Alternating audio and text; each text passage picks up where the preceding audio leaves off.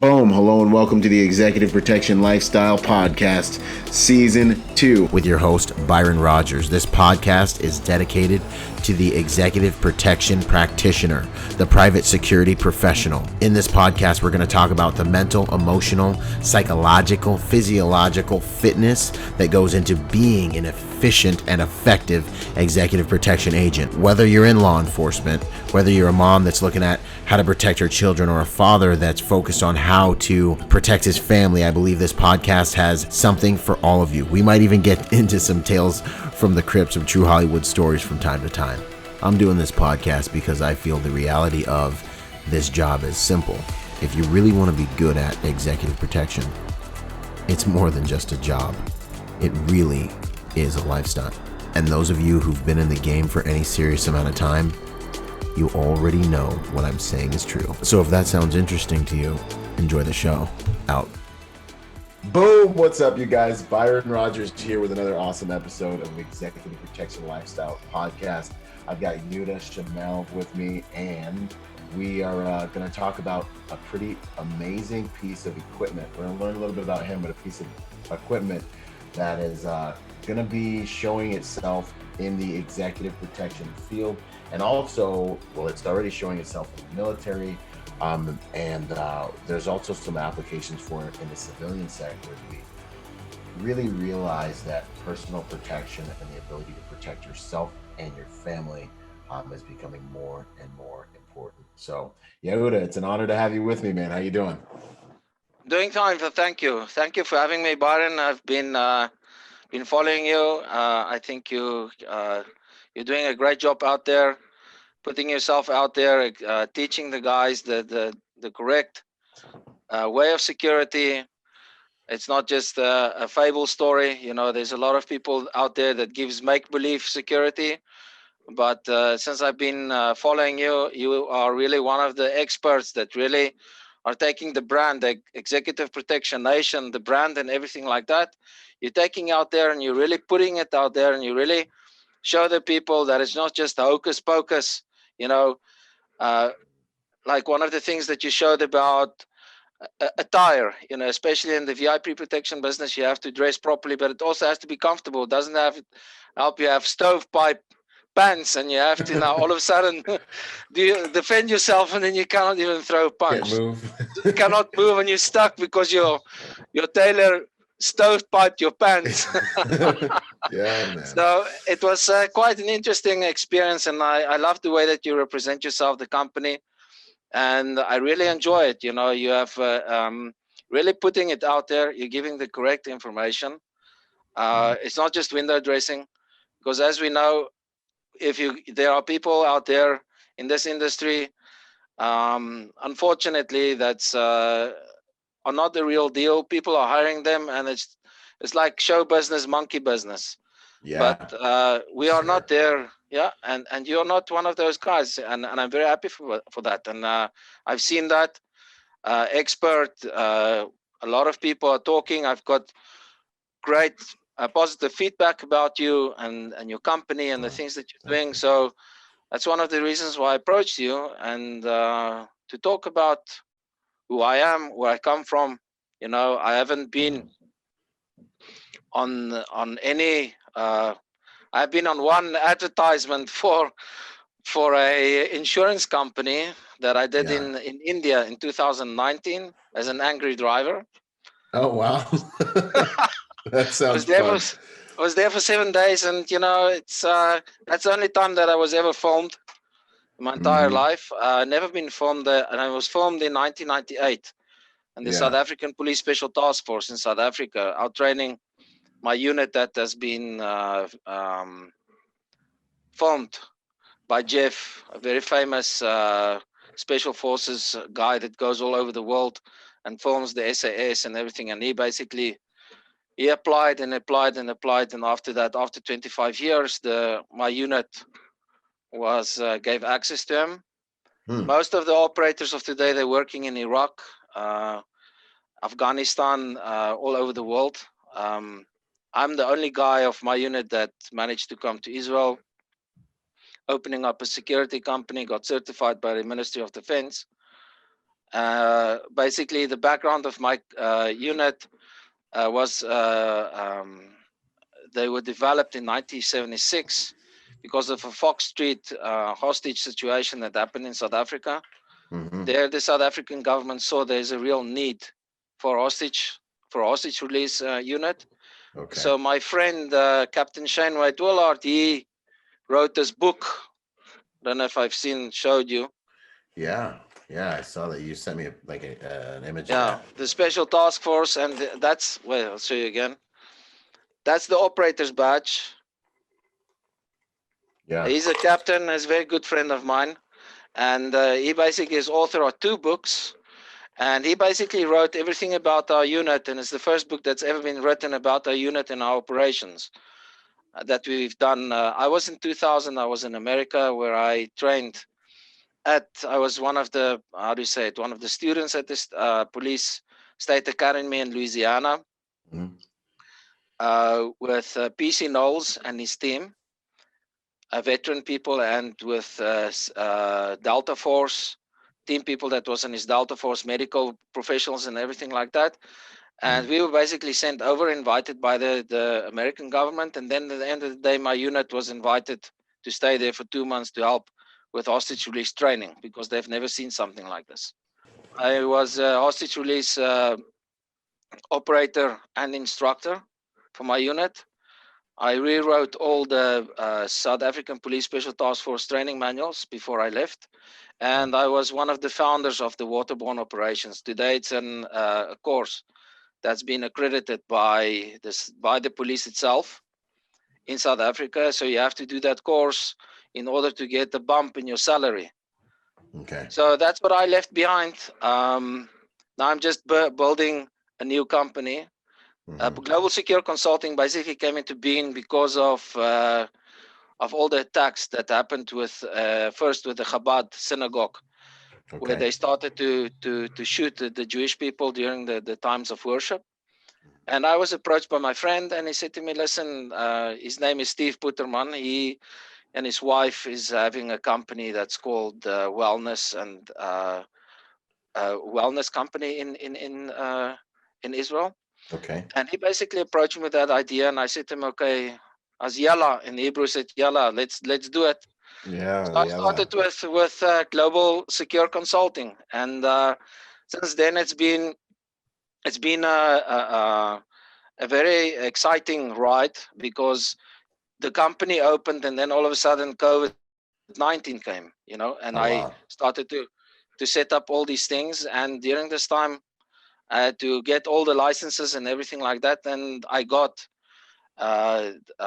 have a license, a vendor's license, in order Mhm. to sell products for the Ministry of Defense. Then I have a Mhm. security exports license.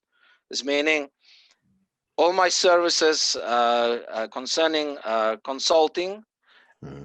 and security and VIP protection, like anything that's concerning with security and protection and safety, I've got now the license to export my services to friendly people. And if I want to deal with other countries that is not on the list, I have to apply for a special permission in order to collaborate with that. So it's not Oh, let's say not the a small relationship, thing. right? Yeah. So let's say with Dubai is Yeah. now a very interesting situation because a lot of Israelis, because Mhm. of the peace process that's happening in Israel, a lot of Israelis are traveling now to Dubai.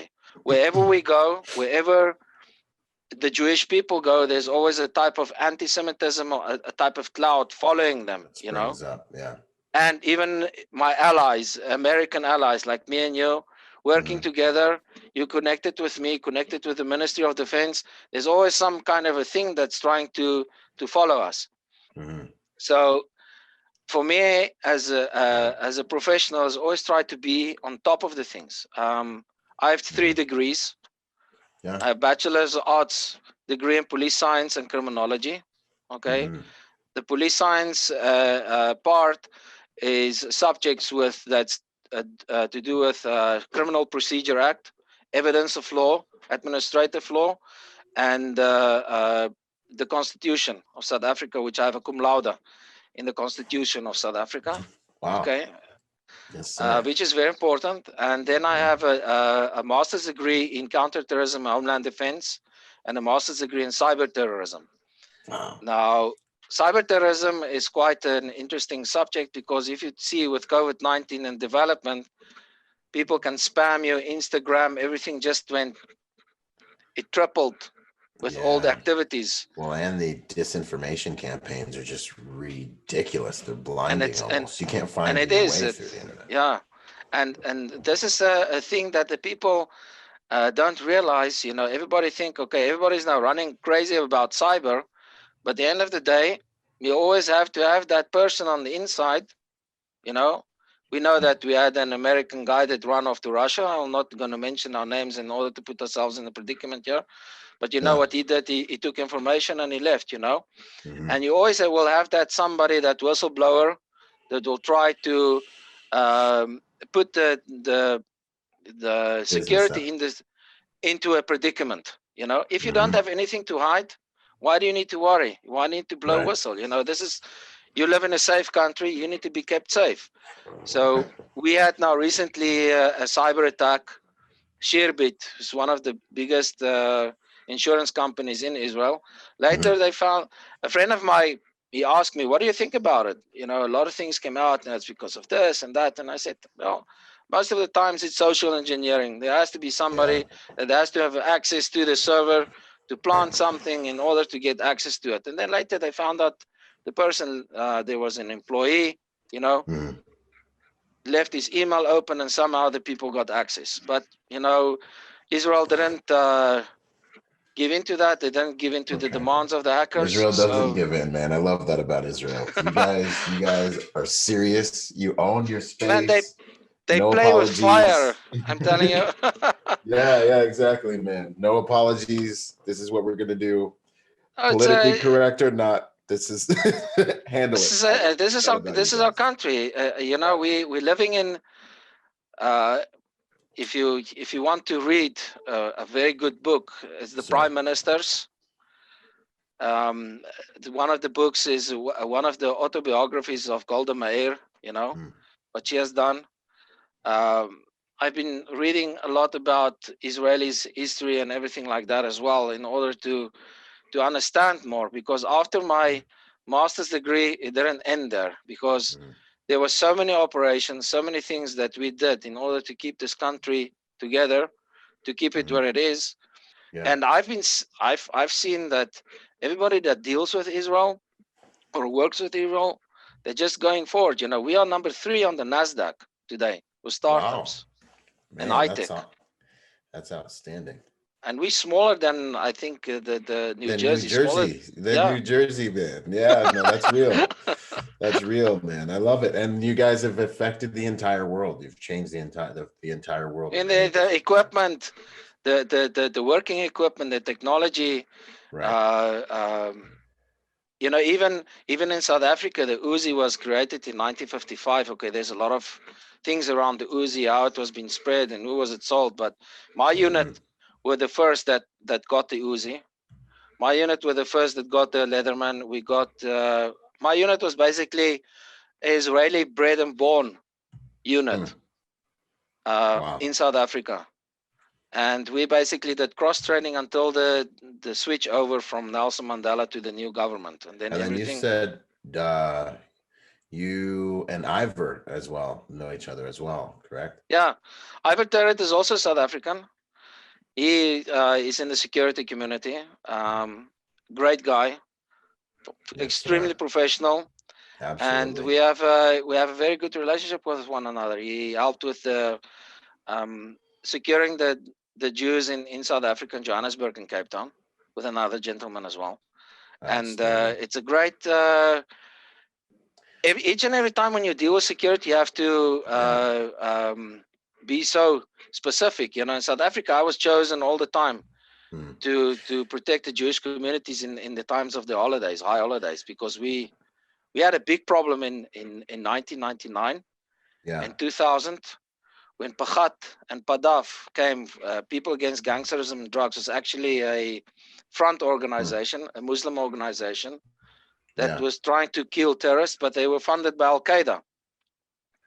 and they were bombing up Interesting. police stations and everything, and I was responsible in order to keep. I was put together in order to protect certain generals and certain directors of the police as well, because these people went out and they started. The guy would put out of his driveway and they come and they shoot him, or a guy that's carrying an investigation docket. You don't see that in America. Yeah. Well, So and it's that's the thing, and that's why I got to get Ivor back on here for season 2 interview, man. We got to do another one. You guys in your part of the world, security is it's a way of life. It's more than just a job. It really is a lifestyle. It's one of the things I love about being in Israel, is there's security minded people everywhere. There's weapons. People are prepared. They're willing, capable, and prepared. And that's what I really, it's like kindred spirits. It's like people that are ready to do what needs to be done. If there's an event, many people move towards the event to deal with it. no. And that's kind of a lot of the model for the Protector Nation that I really want to implement. I want to help America to be more like that, where good people are willing, capable, and prepared and able to bring accountability anytime evil decides to, try to victimize us, So that's something I commend you guys for. And it's funny because, your experience in security, it's been a way of life for you for quite some time. This is what I followed. This is my dream. I always wanted it. The background of you see of the lion with the head, that was actually an interesting logo. Yeah. I designed. I was working. I protected the Coca-Cola family for 2 years. Wow. And I was their senior project manager. And then I was walking around on their place. I'm not going to mention the location because I don't want to get into conflict with that. So I saw like a cement bag, and I saw the lion. So I took a picture of the lion, and then I drew it myself. And so the first image was like, wait, if I can take it off here, I have it here on my board. So the first, it was actually funny. So the first logo, it came out like this. Wow. With a line, okay. Yeah. And so then a friend of mine, he saw this and he saw Global Secure Consulting. Right. And we changed the lion head into that, and then he had like a circle around it. And then I said, but let's change this to, it looks like buildings. The image around is like buildings, and let's put the crown, to make it more royal and more elite. But I think it has like a digital vibe to it as well with the and so it gives the cyber, it gives the digital, it basically gives you the everything that you require in order to feel that protected. you protect it, and you deal with the real deal. It's not just like you're not going to deal with somebody that just fell off from the ship yesterday, did some kind of training schedule, and then he comes and he consults you. Right. And the other thing too is now that digital layer has become so important.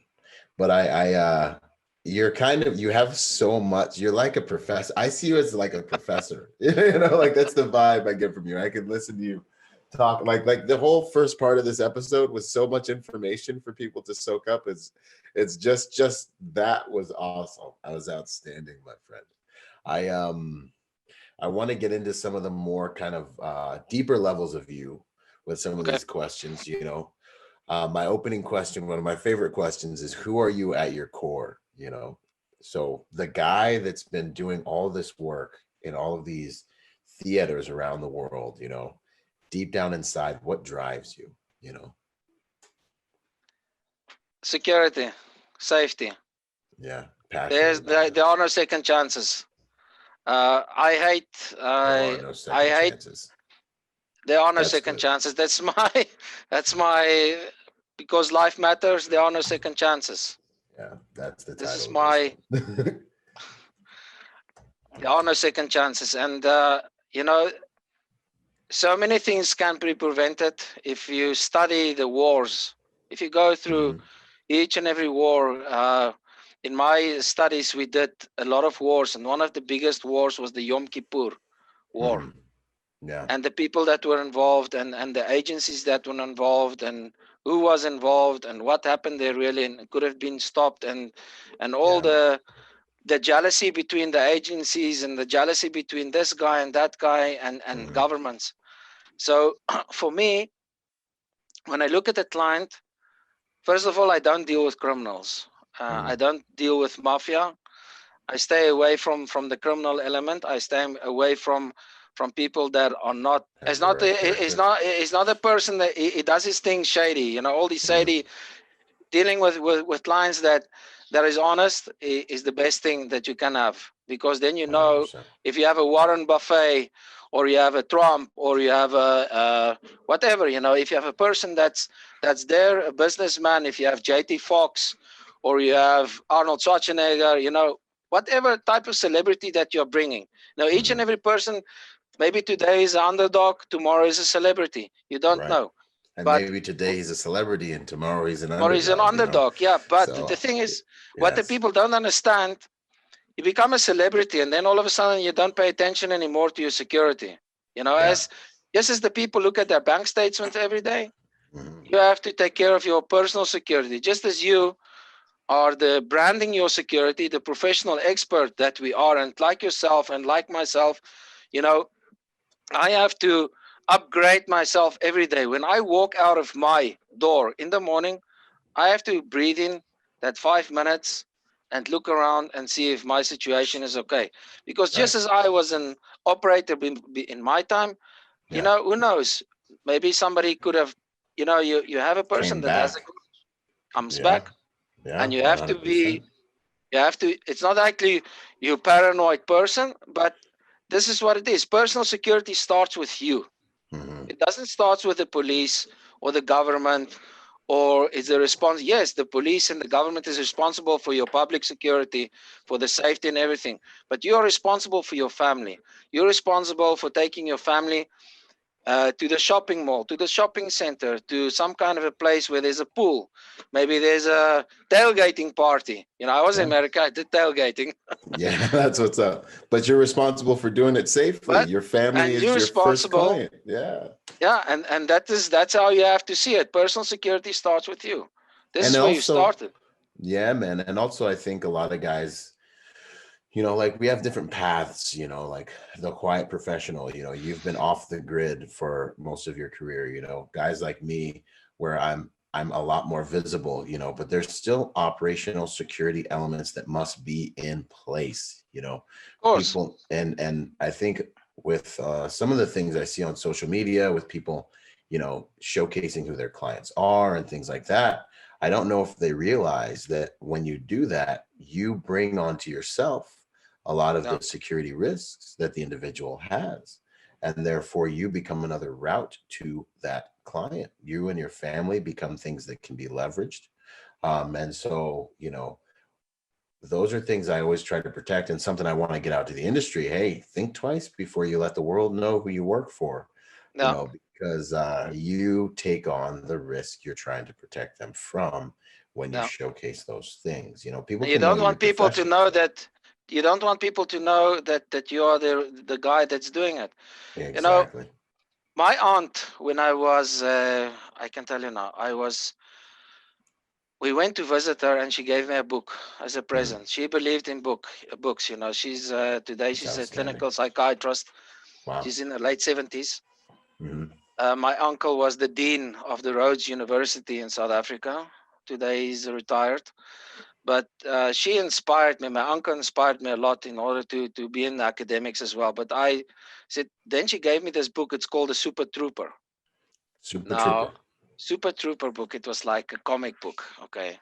And on this comic book, it was this um, SAS type of person dressed in a mask and everything, with weapons and everything, and he had boots that he can walk on landmines and it will not blow him up and everything, you know. Yeah. And that for me Just the was the coolest of the cool, the huh? moment in my life that I said I want to be like this, you know. And as I grew Yeah. up, I said to myself, if I want to join the unit, my unit, I want to be the most highest trained police officer and hostage release operator in this world, and I want to make a difference, Yeah. And my career in this time in the South African police, in the South African Police Special Task Force, I started out in the local criminal record center where we dealt with fingerprints and forensics and crime scenes and murder scenes.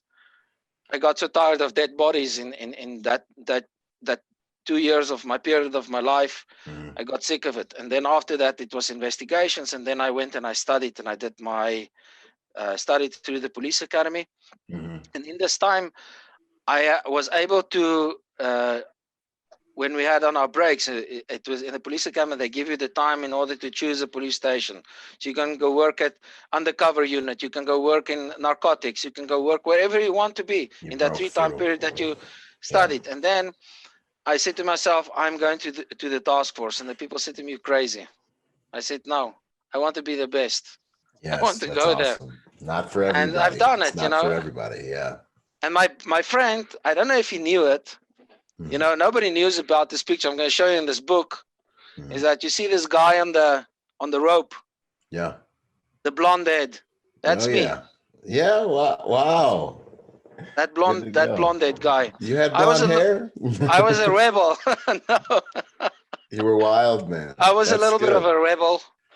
As the first guy came with peroxide hair at the unit, because if you're an Afrikaans, it's like, you don't do this in this culture, you have to have a nice haircut, nothing, but dyeing your hair, forget about it, brother.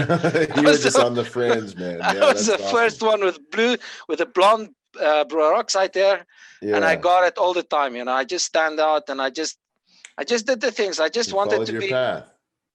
I just wanted to make it make a difference. Yeah, that's awesome. I want to change. When I was in America, I saw Danner boots, and then I wanted to bring the Danner boots, and I had to go through so many bureaucracy. And then they chose Magnum. I said, "You chose Magnum, but Danner said we buy one pair and we get one pair free." It is helmets. I was the first one. My one Captain Blom, he passed away in a horrible shooting skydiving accident. He was one of the founders of our unit. Okay. And he had a helmet that he brought from America, from a SWAT team. I said, "What's the thing doing now?" "It's catching dust." I came to the unit and I said, "Give it to me." I took put the helmet, started to work. I was all the time testing out things and changing things. When it came to optical sights, I was not a very big fan of it, because optical sights always made a problem. Operational, they always if you don't frequently check on it, or it's charged, or the batteries and everything, or you shoot, sometimes it hooks onto a rope or gear or something. It was always in the way, and it made you bulky. In our time, I always had my bulletproof on, I had my knee pads on, I had my Danner boots on when I came back from America, because when I go operational, I put on the shoes that's good for me. If I have to stand in the parade and look nice and pretty, but when I go operational, it was the thing that was comfortable for me. It's functional. Awesome. And train like you work. This is always the message. Man. Train work like you fight. Yeah, man, that's good. I had a fallout. I had a big fallout with one time I gave an exercise, and the guys all the time said, "No, I wish they do a hijacking for us or whatever," because we were transporting money, with ours from one location to another location, the National Reserve Bank in South Africa.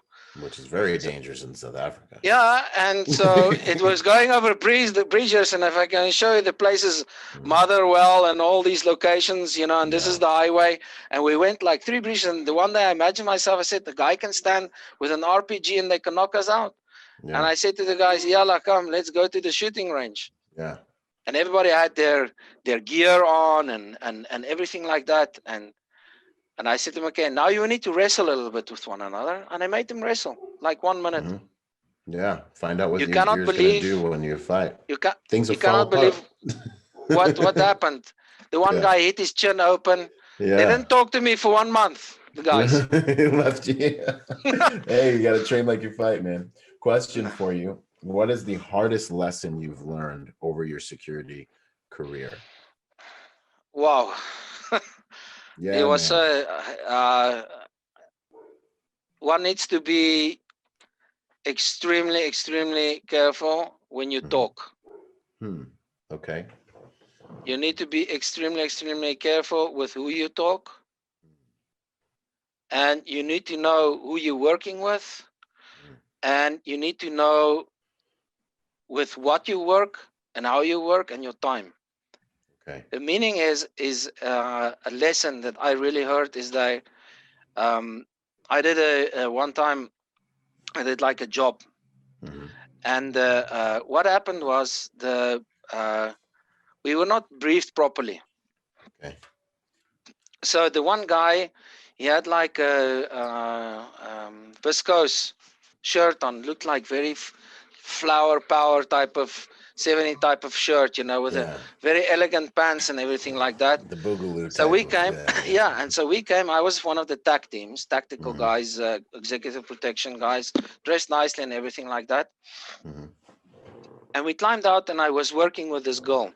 With a very good relationship. She was chosen because they needed a girl on the team. I was chosen because of my background. Right. But what happened was the person then deliberately stopped, and he stopped, and I was not informed. She was not know about this. And then I said to him, get out of the way, because we need to get the person out, because immediately, this is the client, you immediately see the threat. You see a person immediately approaching this guy. It's too close, and it's seconds. Starting to happen. Everything's starting to happen. And if you don't act, and I was called in and said, well, you spoke to one of the managers in a very unfriendly way. I said, well, I was doing my work. And that's what we have to do. That's the very, very fine balance. But later on, I talked to the guys, when I had the chance, and I said to them, okay, what happened there is that we were not informed about the color code and the dress code. He said, you're right. But the lady that was working with you, she didn't like the way that you were talking. My own team member. Yeah, this happens in the backfield, man. Okay, so that was a very, very hard lesson for me. Another thing also, when I had to take this specific family to Africa for 1 month, I wrote entire security plan for the project. I know South Africa like the palm of my hand, each and every location. Then another team, the team was consistent. We were not informed about the team. So when the other team came in order to join us in South Africa was Israelis. Yeah. And then all of a sudden, they chose this guy. He could hardly even read English. And like you said, I'm the professor, and he was handed he was like the private. The security manual here. Yeah. And he was reading it. Okay. And immediately they put the guy into the position because of who knows what. Some because political of thing. Political thing. Yeah. And here I was on the ground, was being there for 2 weeks already, planning the operation, riding the routes, visiting each and every point, making sure what they're serving, when they're serving, the exit and entrance routes to each and every restaurant, the entire itinerary. I studied. Yeah. Worked. And he came, he just landed 1 day before. He wanted to go to pubs and drink, and he wants to eat steak. Hang out and have a good time. Yeah. He's being a rookie. Yeah. What's your proudest moment in the field, working in the security industries you've been in, in the different roles you've played? Proudest moment. Proudest moment is when I jumped out of that airplane and they stuck the wings of my unit on my chest. Outstanding, man. That was one tough training thing. My friends thought I was dead. They thought I was not available anymore. We were not. The thing is about this unit, we're not allowed to communicate, not even with your family, nothing. When you were there, when I started, I weighed 80 kilograms. When I finished, I weighed 67 kilograms. And the first time that family members only saw me was after a year and a half. And I landed with a camo uniform right in front of my mother. She was the only one. Man. We were like from 1,600 applicants, only 13 made it. Wow. I mean, man, that attrition rate that is amazing. Congratulations, man. So that was a proud moment. And then the second one was when I did study it in the academy, in the police academy, but I was not able to. I had to finish one subject I was not able to finish.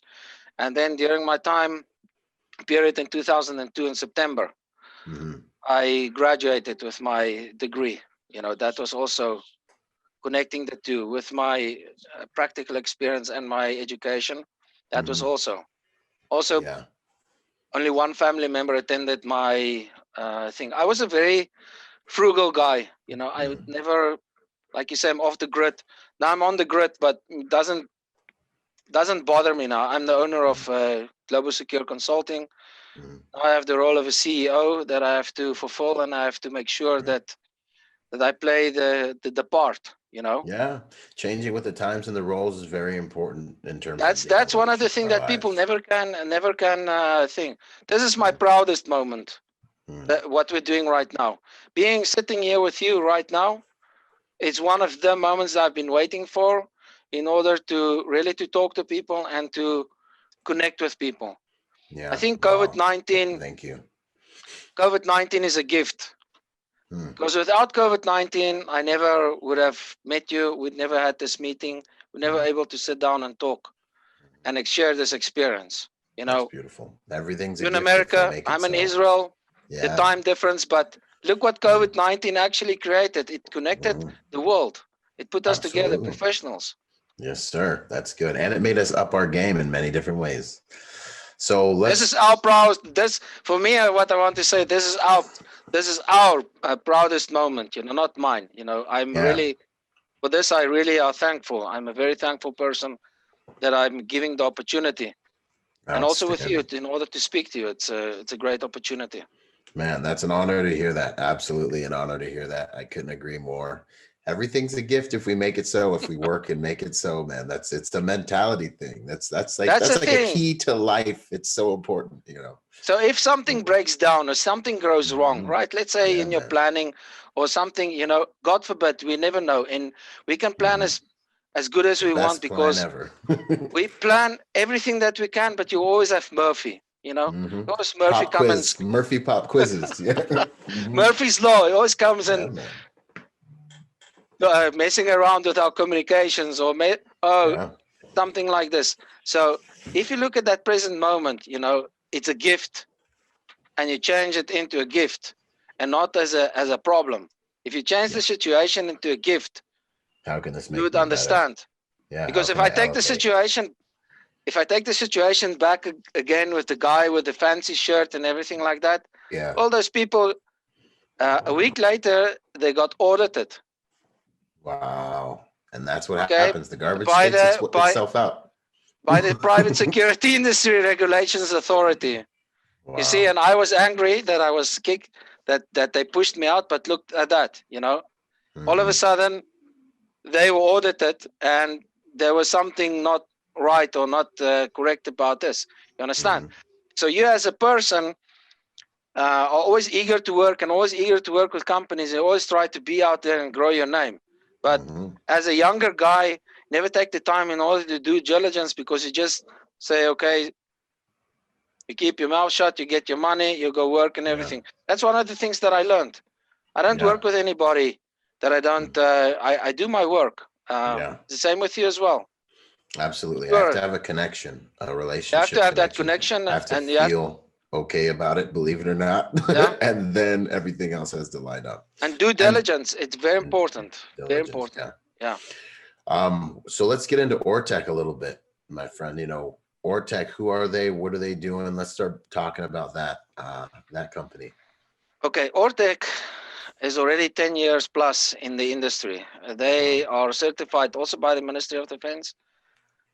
They have done a lot of projects, concerning blast-proof technology, from antennas, from secure buildings, from anything that you can think of concerning blast proof. Now, this technology was not made available to the public.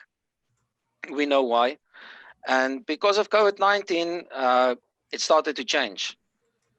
And then it was made available. Now, the reason being why it's not going into the American government, because the American government wants this product to be certified by the DOD.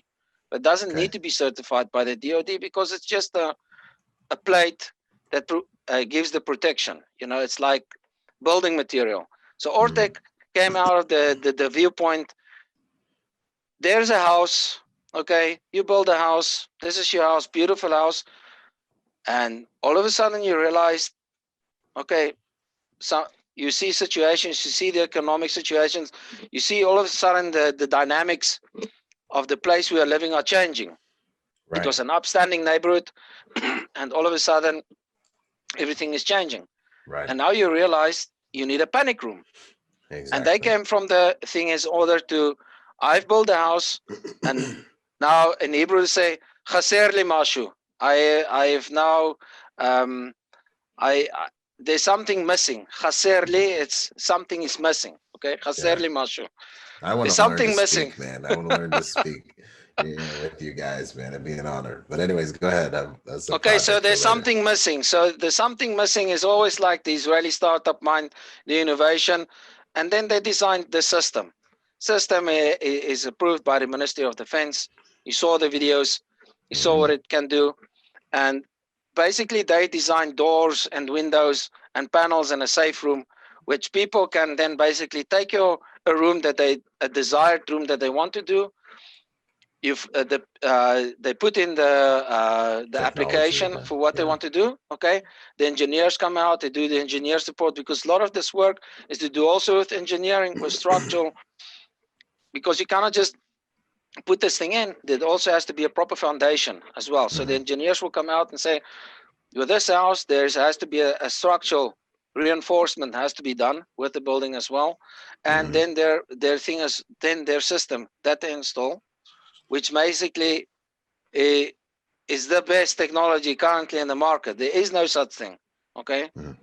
You worked in Afghanistan, you worked in Iraq, you did your tours as a Marine as well. You know that this technology, you worked in security booths with concrete. Because why? Because it's cheap. This is the best thing, that they can afford. The government doesn't want to invest in a technology that can save you as a soldier, because there are so many. Yeah. Well, and so I think that's what's important here. And unfortunately, I didn't get to do Afghanistan, but I was in Iraq, and I've been all over the world and seen these structures and things. Doesn't matter, there's that place and there. I've been in some explosions too. But I really value the fact that this technology can help people build safe rooms and safe spaces in their existing homes. You know, clients, VIPs, this concept of building a safe room and a safe space in your home, because as we see, American culture is changing, the world culture is changing because of all these pandemics and various different things politically and whatnot. It's becoming more and more in demand, and it's becoming more and more important to be able to develop protection. People are starting to just value protection more, to develop a safe space in your existing home, So that's one of the things that I got really excited about when I saw this product and how they can come and install it and how lightweight it is and all these different things, man. So that's I'm really honored to be able to that is a technology. I've been in the industry for a long time. Okay. I think it's now 25 years already. Wow. I haven't dealt with something like this. Okay. Something that can stop an RPG.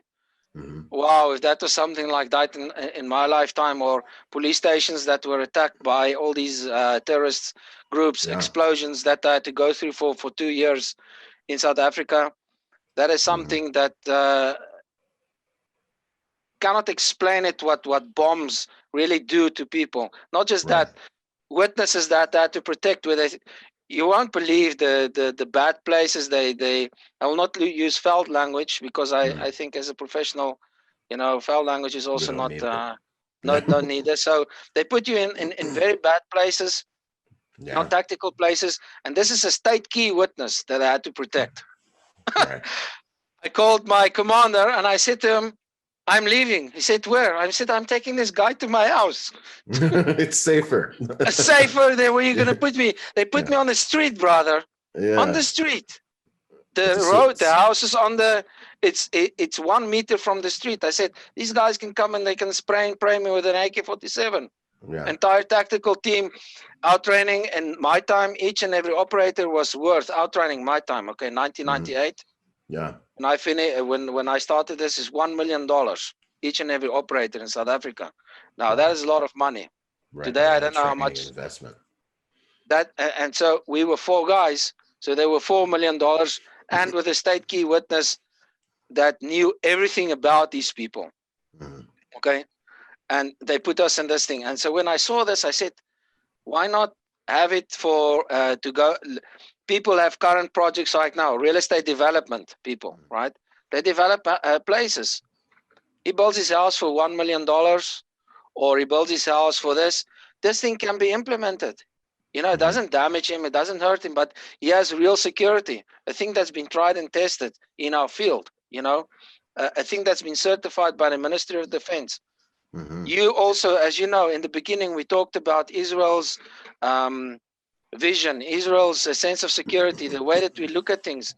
Right. If you look at our history, we're constantly under attack. So wouldn't that be the best product if this is a product that really is being tried and tested? It's like Coca-Cola. You know, you either take Coca-Cola or you go for Pepsi, you know, but we know that Coca-Cola is Coca-Cola and Pepsi is Pepsi. Pepsi, right. Just to make the thing. So for me, I'm also very excited about this product. I'm very excited that we can collaborate and talk about this because you are in this field. This is your field. And this is a thing that people really can make use of. You know, it's not just safe rooms, you know. You have a server. Your company, one of the high-tech companies, cyber companies. Now people know that you're my enemy, right? And who's going to, maybe I make a fire and try to burn down your building. This product also protects the servers against all this damages, you know. Antennas. This is the success stories. If you go to their site, I don't know if I've sent you the links. Yeah. The amazing stories that they've done, worked over all the world, and the things that they've done, even for POTUS, for America, when it comes to visit Israel, things that we've done with this technology. It's absolutely amazing. What would you say is, so I guess, like, how does it work for the public? Just, you know, say you want to implement a safe space or a safe room in your company around your servers, or a VIP says, hey, Byron, we need to build a safe room, a safe space for me and my family to go. And I called you up and I was like, hey, Yehuda, we got to build a safe space for the clients. How would that work with the company? It works based. It's a very simple process. The person has to have his building plans. His building plans has to be a registered, an authorized building plan. Okay, he has to have a building plan from the municipality. But if he has his outside structure, it doesn't matter if you bust down the walls on the inside, because as long as you don't move your building lines, it's internationally like this. If you don't move your building lines, it's nothing. If you want to have an extension, then the person has to put in his application, obviously, in order to do an extension in his building property. Now, each and every building property and engineering thing is different for each and every country. Okay. So let's say for America, you have a house and the person saw that he has a basement and he can now turn this basement or another area in his room on top or whatever, he can turn it into a protection area. Basically, the first thing we'll do, we'll come out and we'll do an evaluation of the property together with the plans. The engineer will then come out, design the specific design, sit down with the client. I will also sit down, you also sit down and advise, because you would know what is the day-to-day activities of the client, what his needs and what his capabilities. We will come as from a different side. I'll do my security file together with you and see, okay, maybe this is what we need. This is maybe need to be added and everything like that. And then the engineer will then put up his report. And then we will say, this is the amount that it will cost. because there are engineering reports together. There's also final signing off of the engineering report. There's also the contractor that you have to use in America, or you want to choose the South Africa, not the South African people, the Israeli people to come inside, and in order to come and work. Here it's more about the business thing. But for the client itself, when he comes and he asks, he will basically put in a request for work. Okay, and then there will be like then a price estimate, and then he needs to understand, okay, people need to come out, they need to do an evaluation, because it doesn't help. It's like I'm coming to say to you, I'm going to build a dollhouse for you, and I come and I tell I'm going to put in super things and everything, and then at the end of the day I just take some kind of a panel, put it together, and I bugger off, and then the wind comes and blows it down. It's like the Three Piggies story. Either you build your house with straw, with sticks, or with bricks. With stones and bricks. So basic overview of Ortec as a company, and then also with regards to this safe room product. What do people need to know about it? The product itself is a top range, top shelf product. Okay, you're not gonna make it's not a bad decision when you decide in order to upgrade to this type of technology, because this technology was not made available to certain end users. Now it's made available to the private users. Okay, the testing of this material and this product is been tested in Israel on the standards of American explosive standards, NATO standards, and European explosive standards. So the product itself has not been tested in America, but all the standards, all the ratings on the website, if you go there and look at the protection, they follow all the specific blast-proof ratings, right? So it's meaning they did tests in Europe, like when I showed you the other video and the thing. And the installation process is extremely simple process. There's no mess, no fuss. It's quickly and is ineffective. Because you can imagine for yourself, if you have to have a house now and all of a sudden I have to bring a concrete structure, or I have to build a concrete structure. How much time? You have a client now that's in peril, and there's some kind of a danger that you picked up. You know, with a concrete structure to build we called it in Hebrew a mamad, a bomb shelter. It takes almost 1 month. This is 1 week installation. Wow. But what we have to remember in this entire process, there's engineers involved. Okay, so if the person's structure, his foundation, is not accordingly, you have to work according to the engineering reports, okay, and according to security analysis and according to requirements. But the installation itself, it takes like it's 7 days of installation, and then it's in. Bob's your uncle. And then you have something that's serious. The windows and the doors and the panels itself, it's fantastic. You know, it's against a lot of various levels. And it also depends on your threat level, you know. Right. That's that's the main consideration, is the threat level. But I think for serious clients and VIPs, like some of the folks that we deal with in our industry, for sure, it makes sense. And then also, especially overseas, it makes sense. Can just curiosity, the technology can stop everything from bullets, RPGs, all the way up into bombs and all that stuff? Of course, if this can stop I don't know who's going to get hold of a 1 ton of TNT explosives in order to kill your VIP.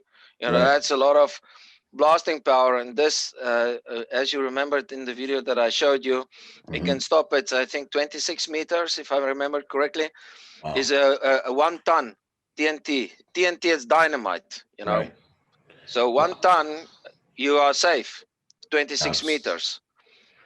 So there is it's totally different. Not everybody has the access to explosives, to RDX or to plastic explosives. Only if you maybe a military guy or a terrorist or whatever. But if you go through the history and explosives, you know, your VIP, you know about the threat level. And if you say, listen, I want to build a thing for my VIP client, not because of paranoia, but, we don't know, maybe something happened. One doesn't know, an angry worker, whatever.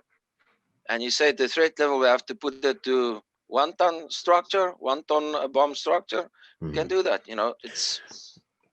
But I think everything in between as well, just knowing that, it could go up to 1 ton structural protection. But the fact that you can build a bulletproof room and the fact that you can build a room that can defend it against RPGs, because we know RPGs have been destroying things for a long time. No, that's for everything sure. Under that is very important as far as a safe room, because I have principals asking about safe rooms now much more often.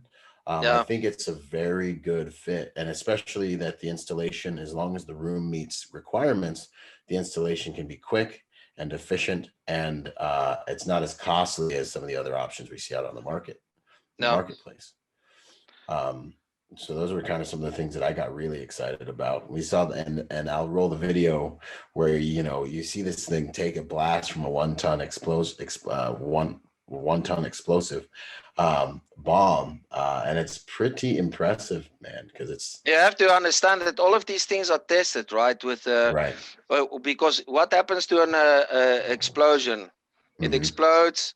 It's an implosion also, so it makes a vacuum and then it explodes. So it's sucking in the air and sucking it out. So if this technology has not been tested correctly, the person inside the structure itself will go kaput. So that's why Israel built a technology, because we've been under a few bombings, I think, in our history. Yes, so this when I saw this, I said, well, this needs to go out to the correct people. It needs to get out to the serious people, serious market, because this is a serious product for serious people that really wants to do something for their security. Yeah, and that's exactly same here. When I saw the videos you sent over, I was kind of like, man, this has got to get out to the greater industry, because it's a measure of protection, and the convenience, and even the price point, and the capabilities that a lot of people have not had access to in the private sector yet. Because 100%. It's concrete. All the time it's concrete. Now, if you look at all the different types of bombs that are out there, and comparing the technology and the availability that the person as a private person have right now, it's amazing. It can be applied to almost anything. You just have to use your brain. The application of this product is magnificent for me as a security expert in the field. Can you say, who's using it out in the field right now? Is it primarily overseas, or can you talk about different organizations that have implemented any of the technology? Well, what I do know is that this technology has been implemented by various entities. Okay, so like when the president of America came over, certain facilities was reinforced with this material. Okay, if you go to the success stories, people asked about various areas, but they don't mention the names because of NDA, non-disclosure agreements. So obviously, it's out there. If you go to the success stories, that will give you more a straightforward answer. Right. Yeah, and I think just people knowing that, hey, guys at the top of the game are using this stuff. It's out there. It just further validates the reality that, it hasn't been accessible to the public yet, but it's been out there in the field. It's been in the field. It's been tested. It's out there for the people. It's now there. It's made available. Yeah, that's awesome. Do you remember any of the success stories that we could talk about real quick? We have one of the things that they start fighting terror with iron and glass. So it was an embassy housed in a modern building made of iron and glass. The project required special skills to manage highly complex structures. Okay. There's no mentioning of names. Long live the president. Like we know, is that when the president came to visit Israel, he even has windows that protects against RPGs and anti-blast, shockwave shooting, burglar doors and windows, you know. Mhm. And this was all done because of because of the hotel's demand, but it was also within weeks, just in time for the president's visit. Then we had the secret escape route. Wow. There was a large African country, you know, not mentioning again, you know, where there was something happening, so they was able to do an escape route for threats. And an interesting thing that we also have to remember is hazard waste. You build some kind of a factory, and now you have ammonium nitrate, right? Mhm. It's a problem, and now you don't know how to store it because it's extremely flammable and extremely explosive. Mhm. So this is also a thing where ammonia that's in the tank or whatever, you know, and if this explodes, you can lose your entire factory, you know, because of the production of ammonium nitrate, right? Right. So we have this hazmat system structure that's been built in, and they also have the, like, as you remember, the regarding NGOs, when people are going overseas, going certain places, then they have these containers which can be set up very quickly. This technology has been made available to everybody. It's not been advertised, okay, Mhm. because it's been governed by the Ministry of Defense, okay. Mhm. So the technology, it's not mentioning of the names because we're not allowed to connect the names. So if you go to success storage, you'll see they don't What they mention can any say. names. Yeah. Yeah. But we'll see what information they can share. Yeah, Yeah. man. I'm definitely excited about this. It's an honor to be able to, help bring this to the market. I'm sure, a lot of guys and a lot of serious details are looking at this stuff. If you want to get your principal the highest level of protection in the game, this is the highest level of protection in the game right now, ladies and gentlemen, especially when it comes to hard rooms and everything in between. And I love the multiple different applications, everything from guarding your power plant, protecting your hard drives. And it's interesting because the security industry is so expansive. There's all these different things now that we need to continue to protect.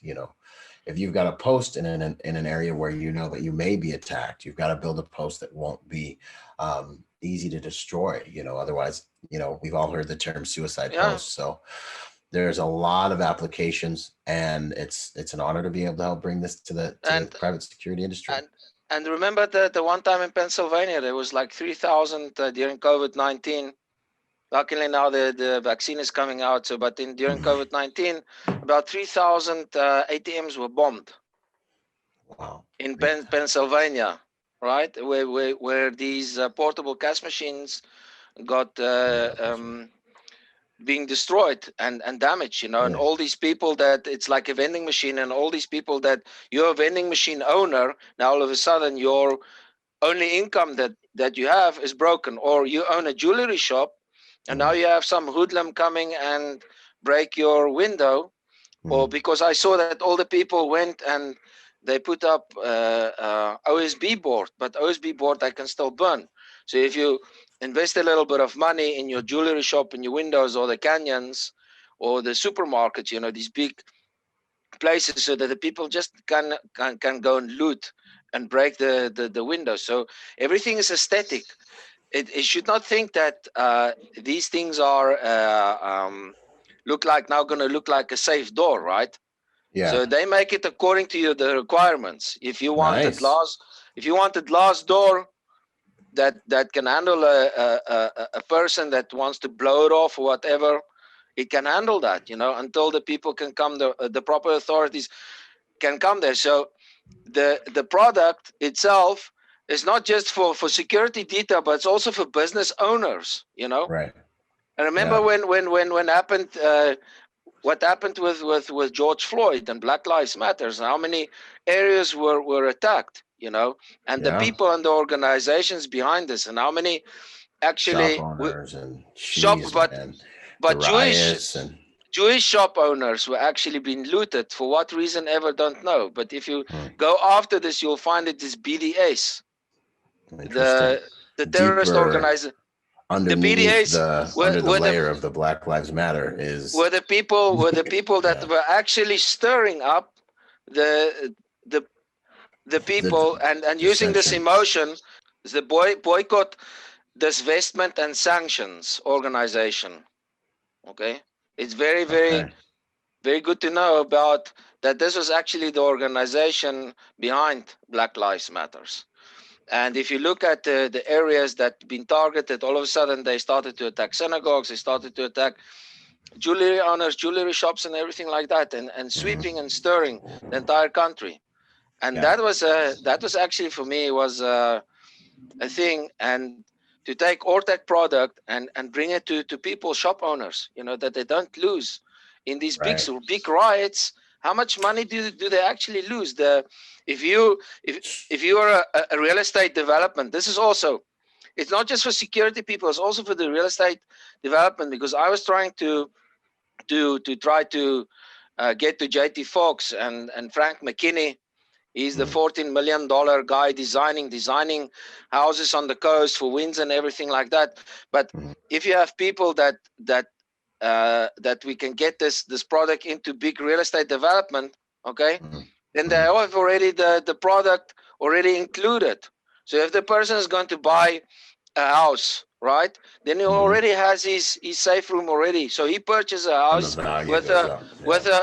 with a value of a safe room. So that also increases the value of real estate. So you should not just focus with this product, okay, not just Mm. with the VIP protection and security, but we should try to get this out to The real estate civilian markets. developers, Yeah. planning and surveying organizations, people that can build, people that are building, a contractor. Here's our Hmm. contractor, but they're renovating houses, and then you have a team that we come and say, this is a house, but this is addition of a safe room. I think because security, and it's one of the things that is my mission. Security is something that every human needs, and the more you have, the more you need it. So it's getting this out to, we need food, water, shelter, but we got to protect the things that we need. You So have to getting do this out that, to the yeah. civilian, yeah, man, getting this out to the civilian market is so crucial. And I think so many hardworking, good people have learned that over the course of this last year with riots and things taking from them the things they've worked for. So that's good stuff, man. It's an honor. Um, all right, so we have getting into our some of our closing questions, a little bit more about you, Yehuda. Okay. Yeah, man, I'm excited about this project, man. But let's see here. Let's see what else we can get about my man here.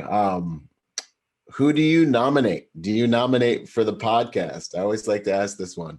Do you have anyone in mind that you think would be really interesting, or that would like to be on the podcast, or or you think I should talk with? I should think you should speak to my friend Shane Willard that wrote this book. Okay. This is he's the. I'll show you again. The author of I this send book. you Yeah. The picture of and that. and he's an author of two books.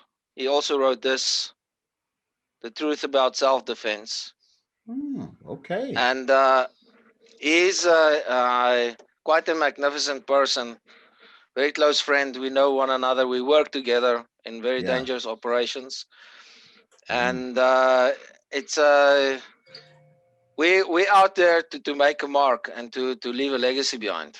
Okay, Outstanding. That's and honorable. this is a guy that I think that really that about for security and for Mhm. other purposes as well, in order to interview him. I will send him your details. I'll Connect send you us. his email.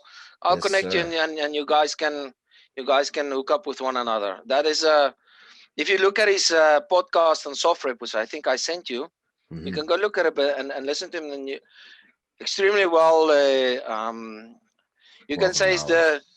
he's the only guy in Nigeria that has like almost 10 gunships that he's running underneath Wow. the Nigerian army. Wow. Okay. Yeah. in That'd be an Lagos. honor, So man. he's working. He's doing real deal stuff. there's one thing that I wanted to ask you. Did you ever Yes, thought sir. about what do you think about this Garrison bespoke clothing that against 9mm and stuff like that? Did you ever seen that suits that Garrison Bespoke. Um, $20,000 suit against? You don't know about this? man, I have not. I've not. You're broadening my horizons, man. Wait, I'm Yeah. Send me a gonna link. Garrison bespoke. Wait, I'm Garrison. gonna have to look into that. I've been using gray man suits, which are very tactical and very comfortable, and they hold up. I can move in them.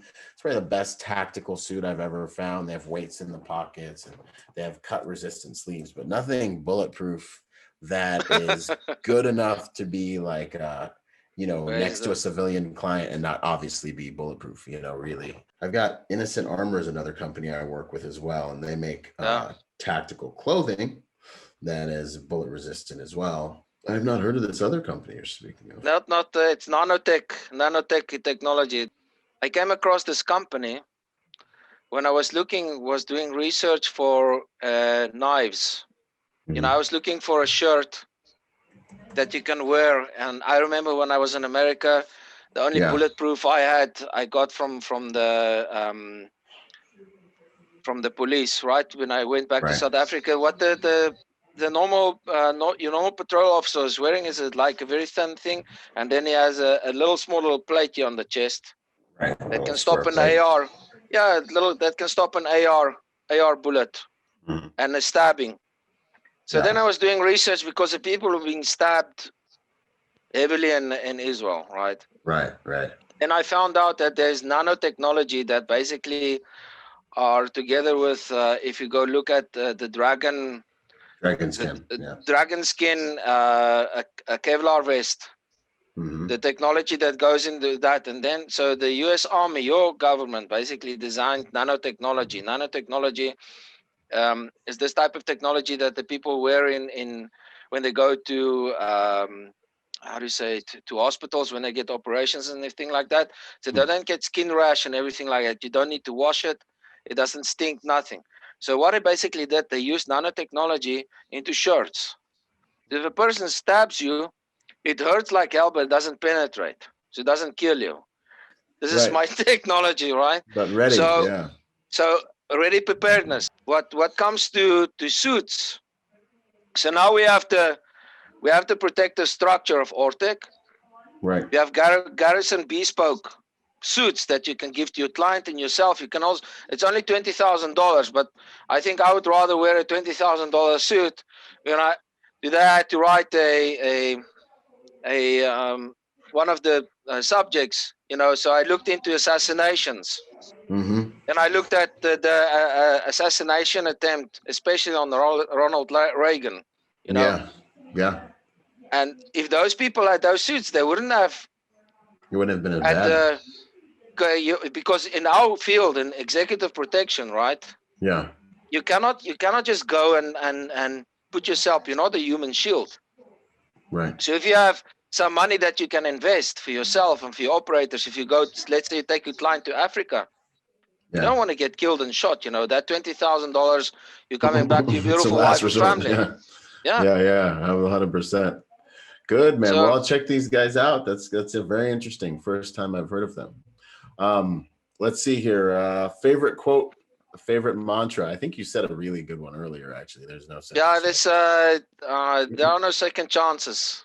Yeah, man. That's there are no second chances. We have from my unit, it was you never lived until you have almost died.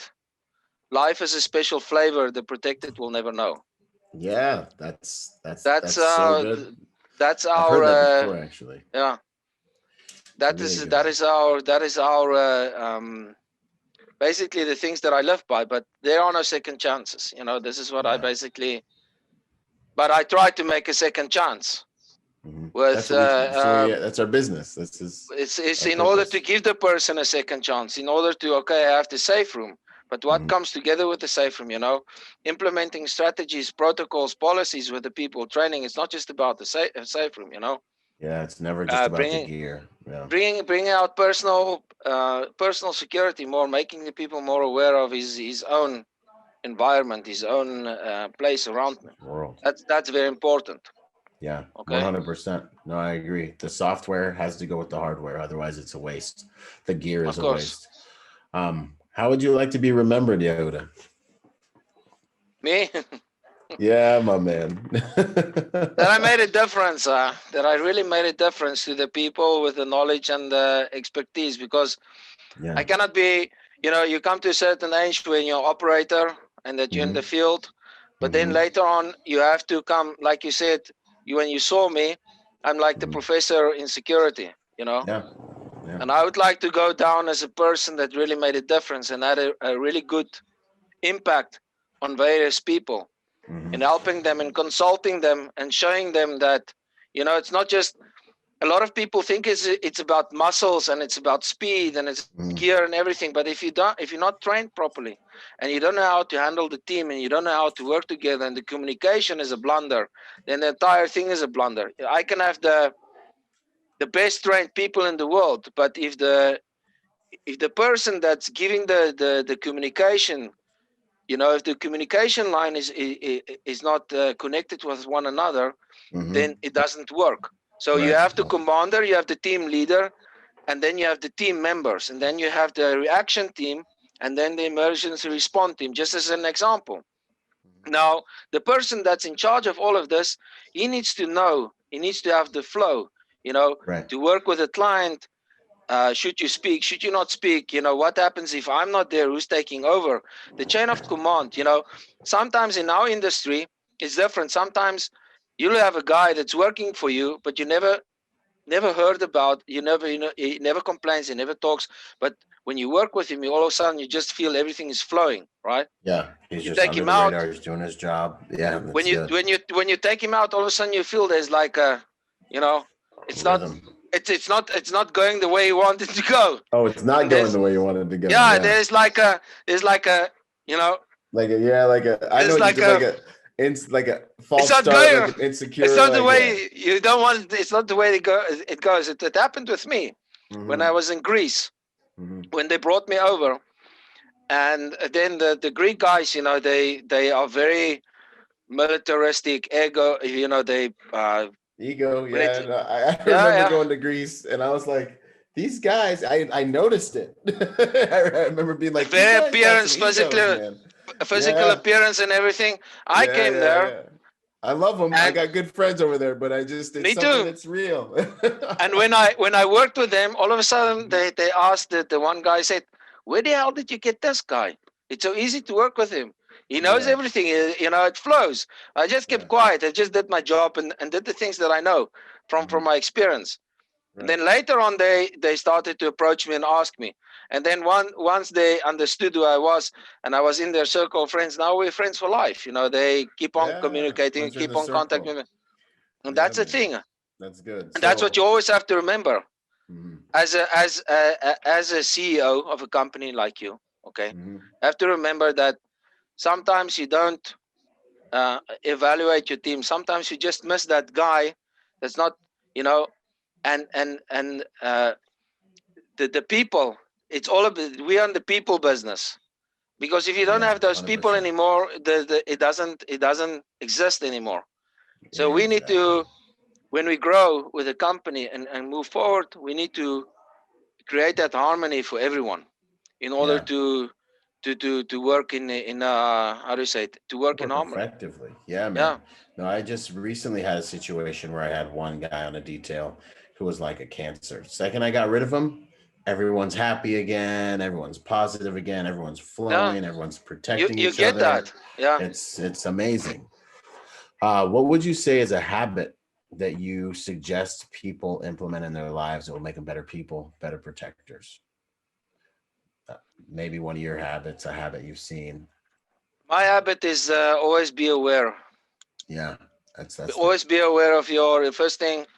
There's a thing that irritates me the most when you ride in a dozen public transport, Sitting It's there, yeah, the there. Black Mirror. It's always, you know, Yeah. you can. They go. It's like, No oh one, no, die. yeah.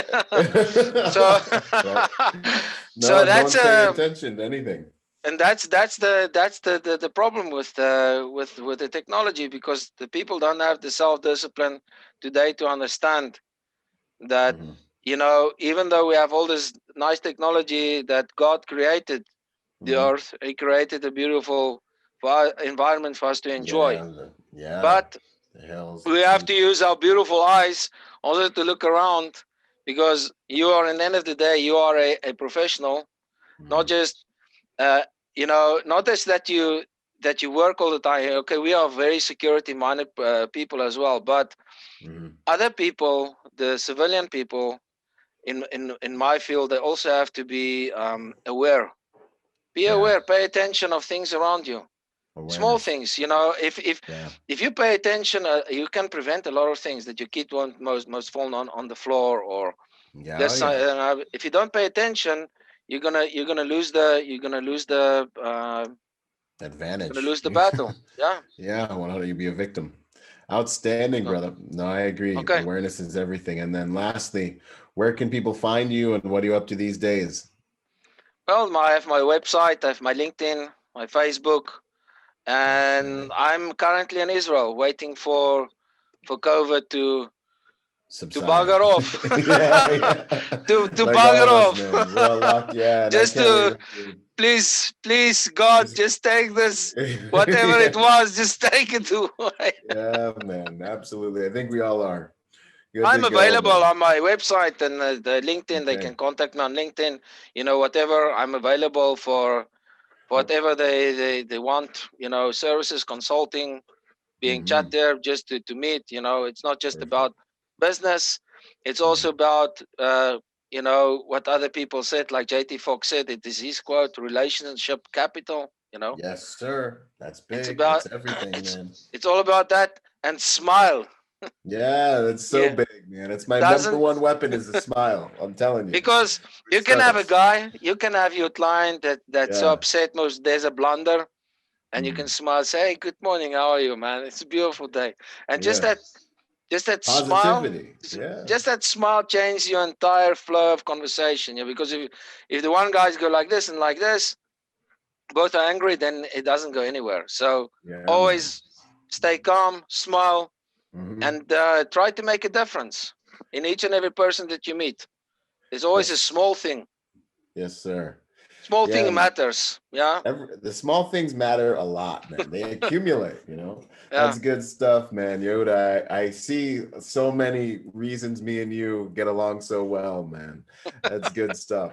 It's been an honor having you with me on the show today, especially someone with your background and experience. And I'm even more honored that you would help, involve me in bringing this out to the game through the podcast, out to the private security industry, out to the civilian market and things like that through the podcast. And I'm glad we're connected, brother. Thank you so much for your time and today. and hopefully in the future we can work together. We get to Yes, sir. America, we get ever, and we make a difference. Byron, I'm telling Absolutely. you, I think with your brand that you've connected, and with my skill set and with my Yes, sir. knowledge, I can Yes, really sir. make a difference in everything that we are doing, changing a Yes, lot of sir. things, the way that our people are working. Yes, sir. And I agree with you. yeah. I agree with you. And And it's happy awesome. holidays for you. Enjoy your Christmas. We had Hanukkah. And happy holidays and Hanukkah to you and your beautiful Yeah. family as well, my friend. We Okay. will talk soon, brother. All Okay. right. Thank you very much. Okay. Take care. Bye-bye. Yo, if you're a private security professional wanting to take your game to the next level, go to executiveprotectiontrainingday.com to check out my personal success package for private security professionals. Check it out, executiveprotectiontrainingday.com. And remember, y'all, hard skills do save lives, but soft skills get you paid. Boom.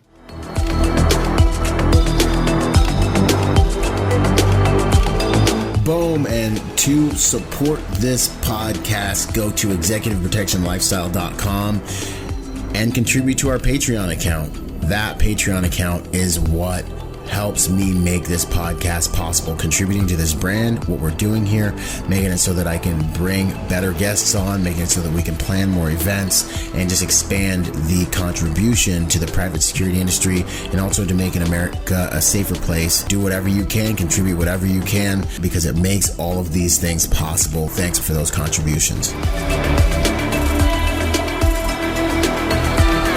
Yo, and before we go, I got a shout out to the sponsors, starting out with Primary Weapon Systems, PWS. They truly are the evolution of the rifle. Use Byron for 10% off. Grayman & Company, the most comfortable tactical suits in the game. Use Byron for 10% off with them. Ballistic Theory. You're going to start seeing a lot of stuff with me in Ballistic Theory because they got good ammo for good prices. Use Byron for my discount with those guys as well. Last but not least, Executive Protection Institute. Hey, go check them out and get your executive protection education on. Until the next podcast, this is Byron Rogers, protector by nature and by trade. Out. Boom.